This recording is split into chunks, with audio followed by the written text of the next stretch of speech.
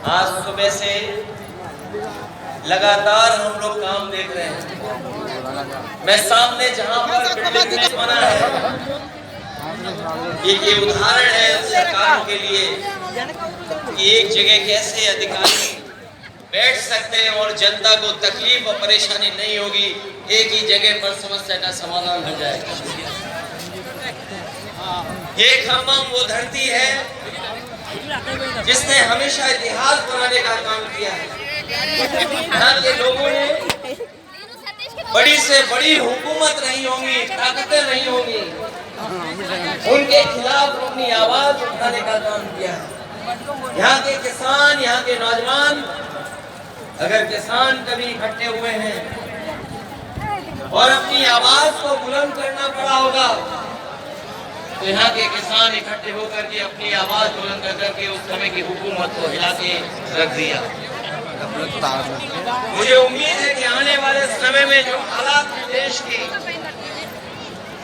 जिन परिस्थितियों से हम लोग गुजर रहे हैं, जहाँ भारत सरकार और खासकर भारतीय जनता पार्टी, जिसकी सरकार दिल्ली में है, एक सरकारें जो चुनी हुई को परेशान कर रही है, चाहे वो आपकी सरकार हो और चाहे आपके बीआरएस पार्टी की सरकार हो, जो सहयोग और जो मदद और जो लोकतंत्र में सम्मान मिलना चाहिए वो सरकार सम्मान नहीं देती। समय समय पर रुकावट कैसे पैदा हो, नेताओं को कैसे परेशान किया जाए, उनके खिलाफ क्या साजिश की जाए, उनके विपक्ष के लोग जो उनके सामने खड़े होकर सवाल पूछते हैं, उनको किस तरह से उनको दबाया जाए, उनकी छवि कैसे खराब की जाए, ये भारतीय जनता पार्टी की सोची समझी रणनीति के तहत काम कर रही है। जो संस्थाएं हमें न्याय पुकार सकते हैं, उन संस्थाओं को भी दबाव बनाने का काम है कोई कर रहा है भारतीय जनता पार्टी। अभी करीब भारतीय जनता पार्टी की मीटिंग खत्म हुई है और उन्होंने कहा कि 400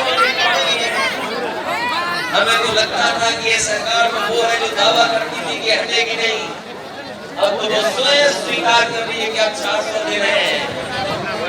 जो सरकार अपने दिन गिरने लगे, जो सरकार अपने दिन बताने लगे, समझ लो ये 400 दिन बाद सरकार रुकने वाली नहीं है। अब तो 399 दिन बचे हैं। और जैसा कि भारतीय जनता पार्टी का समय समय पर जो बुनियादी मुद्दे हैं कि महंगाई कैसे कम हो, बेरोजगारी कैसे कम हो, हमारे लोग जो भारत छोड़ करके चले जा रहे हैं, कुछ लोग तो अपनी खुशहाली के लिए जा रहे हैं, लेकिन बड़ी संख्या में लाखों लोग ऐसे हैं जो धन दौलत उनके पास है, वो इस देश में रहना नहीं चाहते क्योंकि ये सरकार उनको रहना नहीं देना चाहती। इनके पास बुनियादी ठोस मुद्दे जो किसान की जरूरत है वो नहीं पूरे कर रहे हैं। आपको सबको याद होगा, यही बीजेपी के लोगों ने कहा कि हम किसानों की आय 2022 तक दोगुनी कर देंगे, किसान की आमदनी दुगनी हो जाएगी। हालांकि 2023 शुरू हो गया है, लेकिन मुझे तो ये लगता है किसान की तकलीफ और परेशानी को देख करके इन भारतीय जनता पार्टी के लोगों का 2022 अभी खत्म नहीं होगा, इनका 22 खत्म नहीं होगा, 23 आ गया, 24 आ जाएगा। लेकिन भारतीय जनता पार्टी ने जो वादा किया था कि 22 तक हम किसानों की आय दोगुनी कर देंगे, वो भी दोगुनी नहीं हुई। हमारा किसान तकलीफ और परेशानी में है, उसको वादा तो कर रहे हैं, लेकिन जो बुनियादी उसे ये हमारा जो नौजवान दिखाई दे रहा है, ये नौकरी और रोजगार की तलाश में भविष्य चौपट कर रहा है। ये सरकार कोई ठोस कदम नहीं उठा पा रही। आपका प्रदेश में तो सरकार है जहाँ मुख्यमंत्री काम कर रहे हैं, लेकिन हम तो अपने प्रदेश में देखते हैं जहाँ पर बड़े पैमाने पर बेरोजगारी है। जैसे ही चुनाव आ गया है, इन्होंने तय कर लिया है कि जगह जगह इन्वेस्टमेंट मीट करेंगे और इन्वेस्टमेंट मीट के बहाने लोगों को धोखा देंगे। ये प्रचार के माध्यम से धोखा देना चाहते हैं। वैसे तो समय समय पर देश के लोग और देश के जो नेता होते हैं वो G20 की अध्यक्षता कर रहे हैं, लेकिन इस बार इन्हें मौका मिला है अध्यक्षता करने का। मुझे लगता है कि केवल चुनाव के लिए ही प्रचार करेंगे, उसमें कोई सोच नहीं। इसलिए आज जब हम इतनी बड़ी संख्या में लोगों के सामने इकट्ठे हुए हैं, जहां मुझे लोग ही लोग दिखाई दे रहे हैं, उनके सामने मैं कह सकता हूं, अगर तेलंगाना में सफाया हो रहा है बीजेपी का, तो उत्तर प्रदेश भी पीछे नहीं रहेगा। आप अपने प्रदेश से हटाइए, यूपी से हम लोग मिलकर के उनको हटाने का काम करेंगे। हम यूपी वाले यही जानते हैं कि जिन्हें प्रधानमंत्री बनना है वो उत्तर प्रदेश जरूर आते हैं। इसीलिए आपने देखा होगा गुजरात से उत्तर प्रदेश आए। अगर गुजरात से प्रधानमंत्री बन सकते होते तो शायद गुजरात को नहीं छोड़ते, लेकिन उत्तर प्रदेश के साथ जो धोखा हुआ है उसकी आप कल्पना नहीं करते। माँ गंगा हमारी पूजा का, हमारी आस्था का, हमारी संस्कृति के स्थान है। एक पानी का जहाज चला करके, विलासता का जहाज चला करके न जाने क्या सपने दिखा रही है सरकार। और जिस माँ गंगा को साफ हो जाना चाहिए था, माँ गंगा वैसी की वैसी है, नदी साफ नहीं है, नदी को साफ नहीं कर पाए। मुझे खुशी है इस बात की कि जब मैं मुख्यमंत्री था उस समय आपके मुख्यमंत्री जी ने एक फैसला लिया था कि यहाँ पर किसानों के खेत तक और घरों में पानी पीने का कैसे इंतजाम किया जाए। वो जो इंटीग्रेटेड इरिगेशन सिस्टम का आपने शुरुआत की, मैं आपको बधाई देता हूँ और जनता को भी बधाई देता हूँ, उनका धन्यवाद देता हूँ कि आपके प्रदेश से शुरू हुई योजना जहाँ पर खेत को पानी, घर में पानी का इंतजाम किया, वही तो भारत सरकार नकल कर रही है। जो आज भारत सरकार नकल कर रही है वो कहीं न कहीं आपकी देन है। जिस सरकार ने एक उदाहरण पेश किया हो, वो न केवल एजुकेशन में और भी क्षेत्रों में सरकार के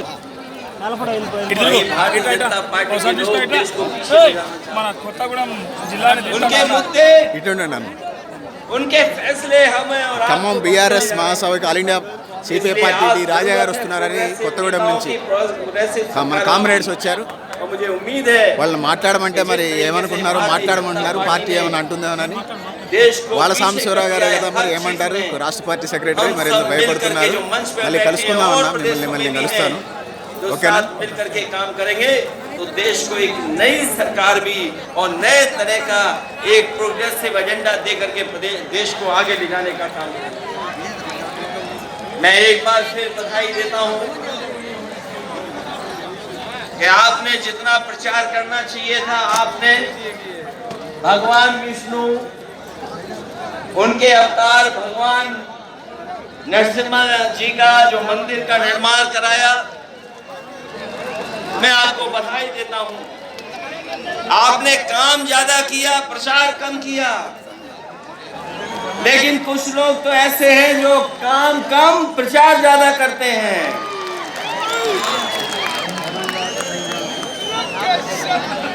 इसलिए अभी हम लोगों ने त्योहार भी मनाया है। हमारे यहाँ मकर संक्रांति का त्योहार तब मनाया जाता है जब सूर्य उत्तरायण हो जाता है। अगर हम मकर संक्रांति मनाते हैं तो देश में अलग अलग जगह अलग अलग त्योहार मनाते हैं। अगर सूर्य उत्तरायण हुआ है तो राजनीति दक्षिणायन चली गई है, और उत्तरायण से अगर कोई चीज शुरू हुई है और अगर दक्षिणायन राजनीति शुरू कर रहा है तो मुझे उम्मीद है कि आने वाले समय में बदलाव देश में आएगा और देश में एक नई सरकार होगी। ये भारतीय जनता पार्टी के लोग नहीं रहेंगे, क्योंकि इनके पास सांस्कृतिक कार्यक्रम भ्रम और जाल फैलाने के अलावा कोई रास्ता नहीं है। ये समय समय पर भ्रम फैलाते हैं, समय समय पर जाल फेंकते हैं। ये भारतीय जनता पार्टी भ्रम जाल पार्टी है, इससे सावधान रहना। हम लोग तो सावधान कर ही रहे हैं, लेकिन आप लोग भी सावधान करना, जिससे देश में एक नया परिवर्तन आए। मैं इन्हीं शब्दों के साथ आप सबका बहुत बहुत स्वागत करता हूँ, बधाई देता हूँ इस ऐतिहासिक धरती पर जो ऐतिहासिक जनसभा हुई है उसके लिए बहुत बहुत बधाई। और यहाँ पर जितने भी दूसरे दलों के नेता हैं मैं उन सब का स्वागत करता हूँ, और एक बार फिर आपके मुख्यमंत्री केसीआर राव साहब का बहुत बहुत स्वागत और बहुत बहुत धन्यवाद और बहुत बहुत बधाई हम सबको यहाँ पर इकट्ठा करने के लिए और लाने के लिए बहुत बहुत धन्यवाद आपका। బట్టి కొద్దిసేపట్లో నేను మాట్లాడతా. గౌరవనీయులు కమ్యూనిస్ట్ పార్టీ ఆఫ్ ఇండియా ఎవరైతే తెలంగాణ రాష్ట్రం ఏర్పాటు కావడానికి నేను ఢిల్లీలో ఎక్కే గుమ్మం దిగే గుమ్మం అన్నట్టుగా పార్టీ ఆఫీసులు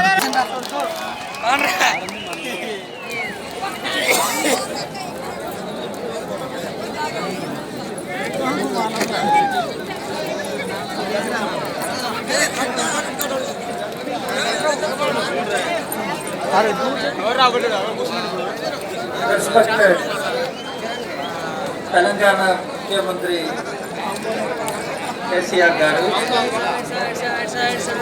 Kerala Mukhyamantri Pinarayi Vijayan garu, Delhi Mukhyamantri Arvind garu, Punjab Mukhyamantri Maan garu, UP का మాజీ ముఖ్యమంత్రి డి రాజా గారు సిపిఐ అలాంటి సెక్రటరీ మాట్లాడుతున్నారు. మంచ్ పర్ బయట हुई नेता గారు మళ్ళీ వెనక్కి రావాల్సి వస్తుంది, బయటకు మిగతా ఏరియా కవర్ చేయాలంటే. ఫ్రెండ్స్ కామ్రేడ్స్ మీరు అందరికీ చాలా నమస్కారం.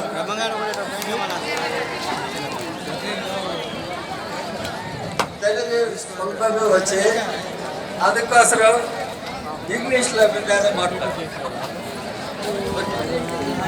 So friends and comrades, I take this opportunity to pay my tributes to the great martyrs, the heroes of this revolutionary side of Telangana. Comrade Ravi Narayan Reddy, great poet Makhdoom Maiden, Comrade Giri Prasad, and many other great martyrs. I salute them. I pay my tributes to them all. At the outset, I congratulate Telangana Chief Minister, my very dear, beloved KCR garu.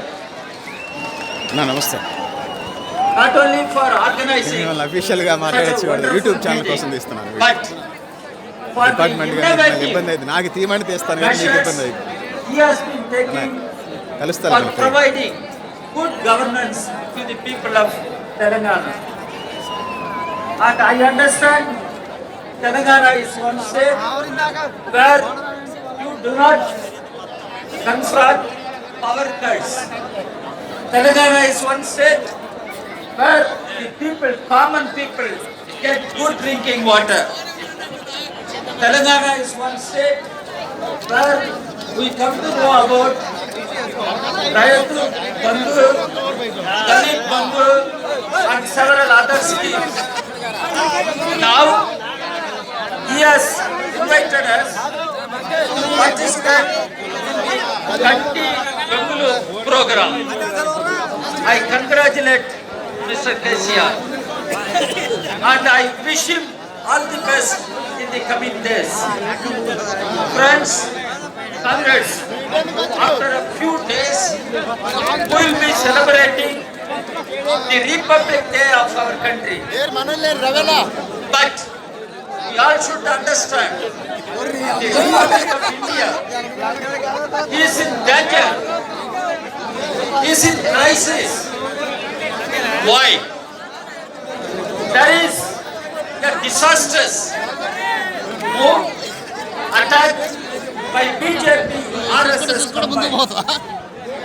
They are posing grave threat to the very Dr. Ambedkar. It was Dr. Ambedkar who won the nation. If at all India becomes a Hindu Rashtra, that will be the biggest calamity.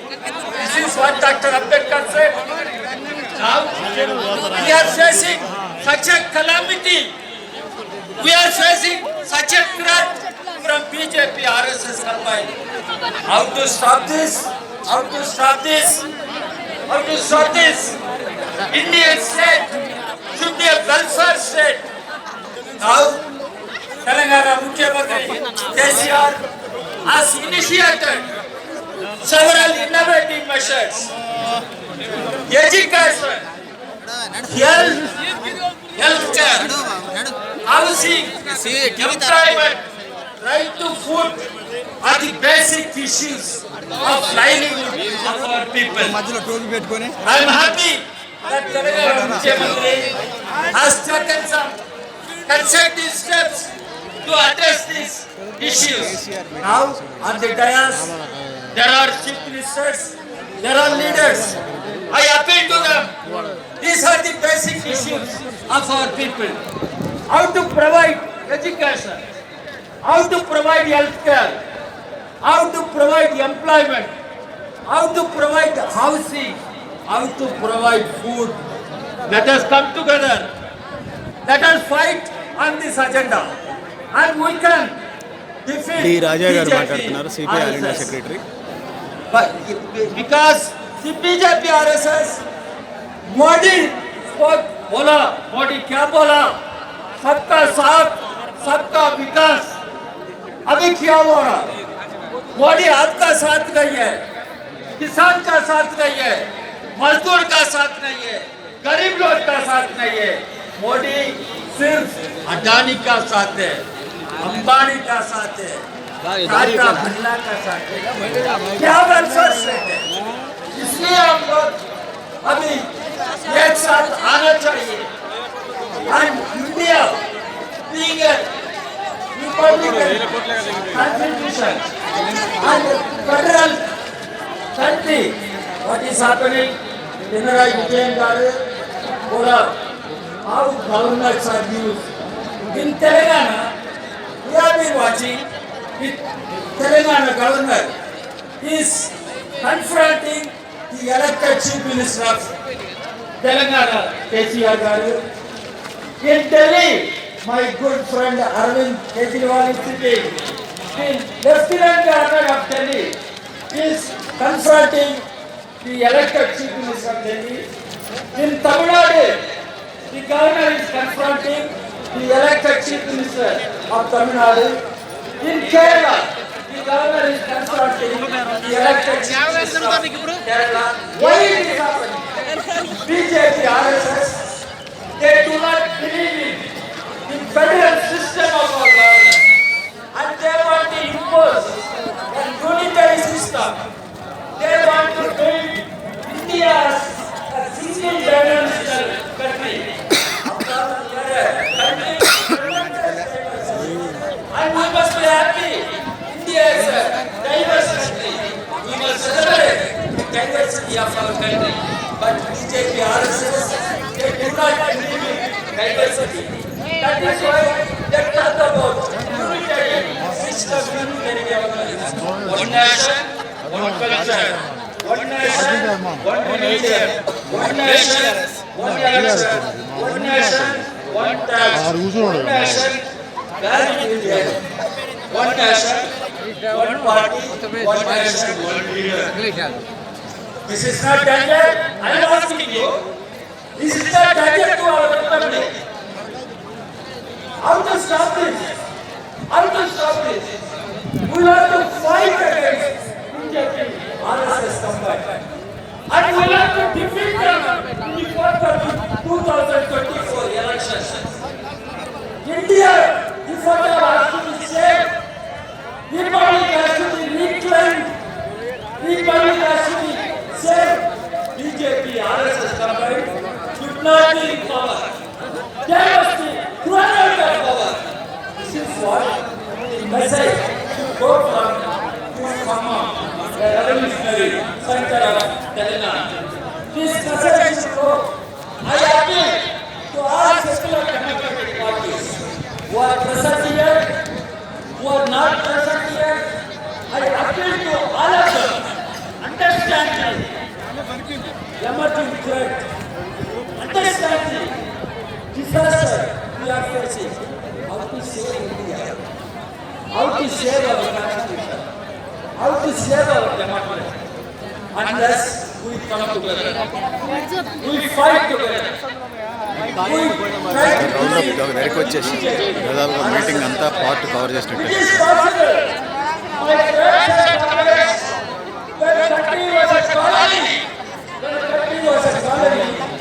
ఇంకా leader long shot కనపడుతుంది స్క్రీన్లో కూడా పెట్టారు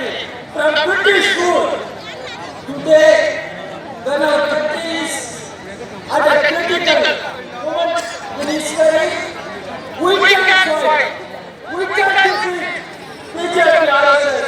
We can liberate India from BJP. We made sacrifices. We liberated country from British rule. Now we can fight BJP. We can defeat BJP. బహిరంగ సభకు నలువైపులా వచ్చే జాతీయ నాయకులు ముఖ్యమంత్రుల కటౌట్లు పెట్టినట్టుగా మనకి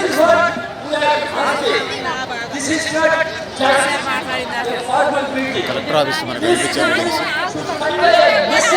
ఖమ్మం వెంకటాపల్లి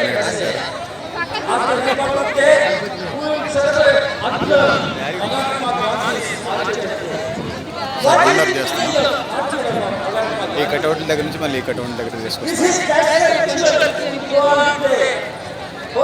రౌండ్ తీస్తున్నాను అది లాంగ్ షాట్లో కటౌట్ కనిపిస్తున్నాను నాయకులు కూర్చోండి వస్తాడు కదా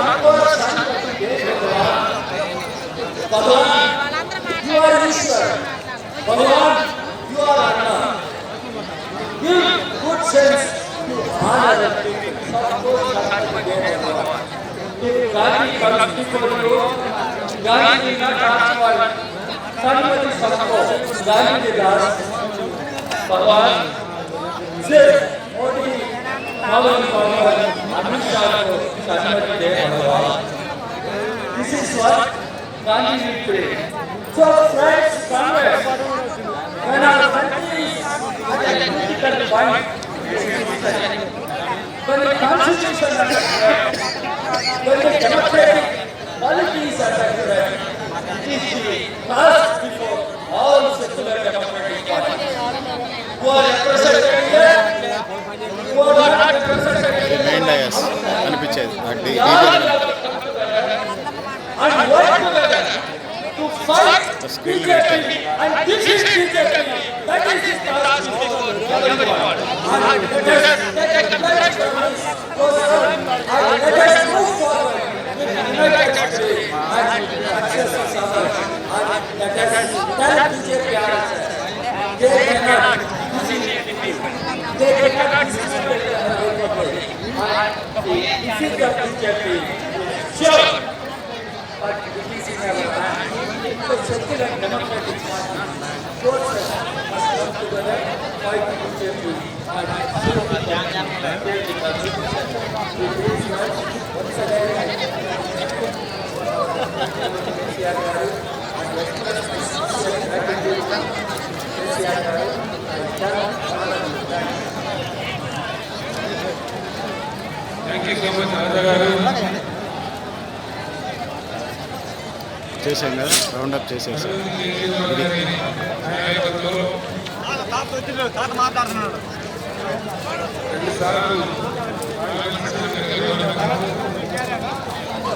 ఇది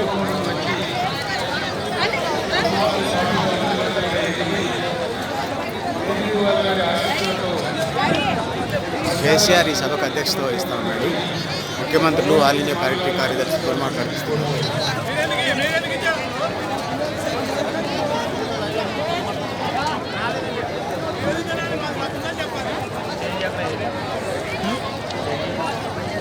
రండి.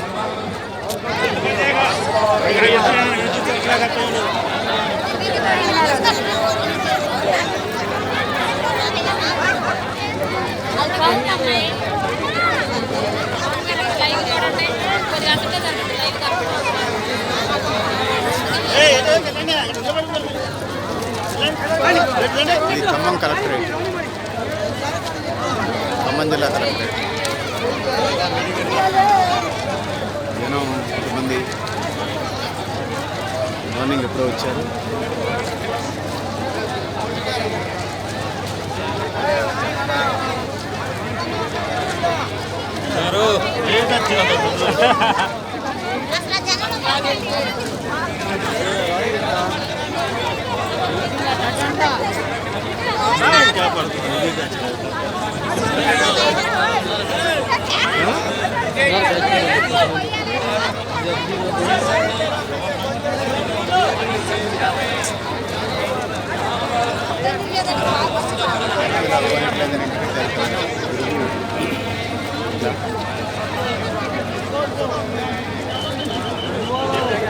వెళ్ళండి వెళ్ళండి, ఎటు వెళ్ళండి.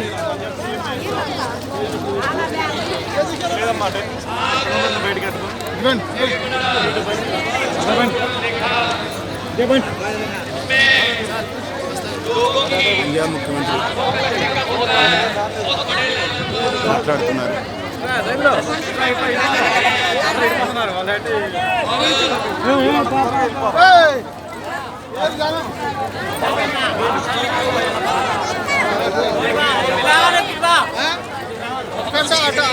గ్యాలరీలో పోతే ఖాళీ కూడా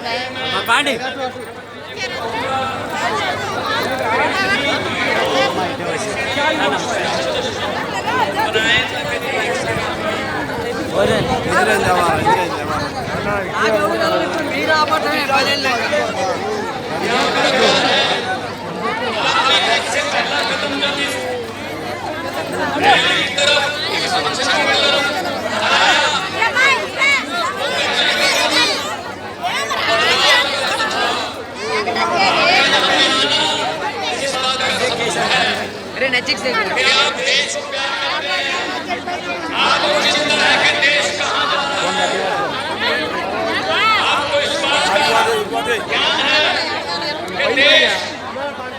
नफरत की राजनीति को बर्दाश्त करने वाला नहीं है। ये देश एक रास्ता है, अलग धर्मों के गुण है, लेकिन कुछ लोग चाहते हैं आप बल्ले अंदर समझ आ ये हो नहीं सकता।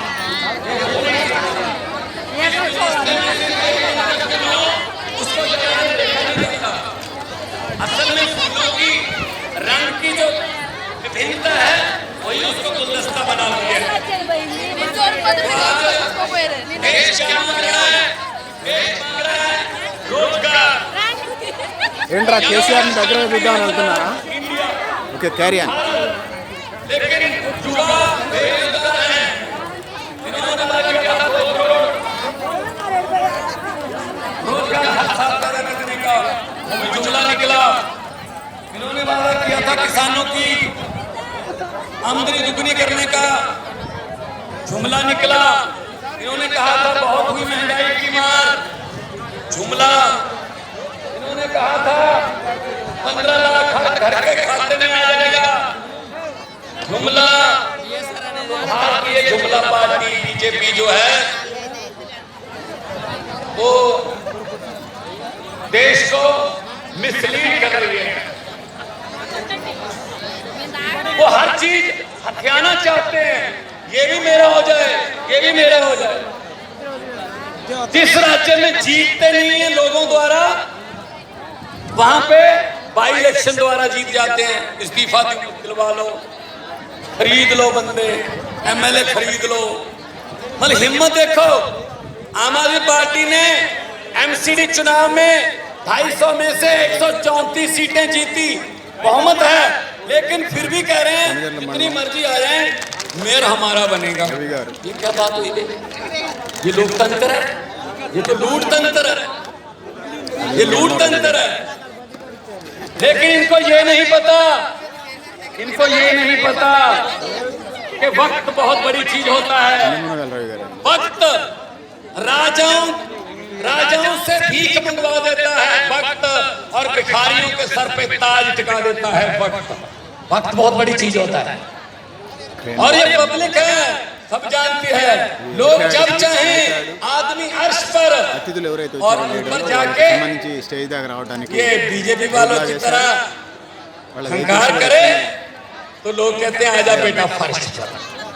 बहुत बड़े बड़े उतारे हैं भाई साहब, बहुत बड़े बड़े।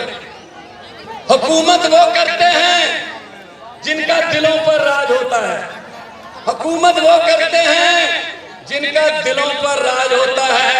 यूं कहने को तो मुर्गे के सर पे भी ताज होता है। तो हुकूमत लोग जिसको दिल में जगह देते हैं उसकी होती है। ये छीनी नहीं जा सकती, ये खरीदी नहीं जा सकती। लोगों का प्यार खरीदा नहीं जा सकता। लोगों के प्यार की किसी करेंसी में कोई कीमत नहीं है। अभी जब से मैंने होश संभाला है, डायस దగ్గర కంటే ఫ్లోటింగ్ ఉంది ఫస్ట్ प्रधानमंत्री भाषण देते हैं, मैक्सिमम मैं भी सुनता था 90% अब आज तक वही भाषण,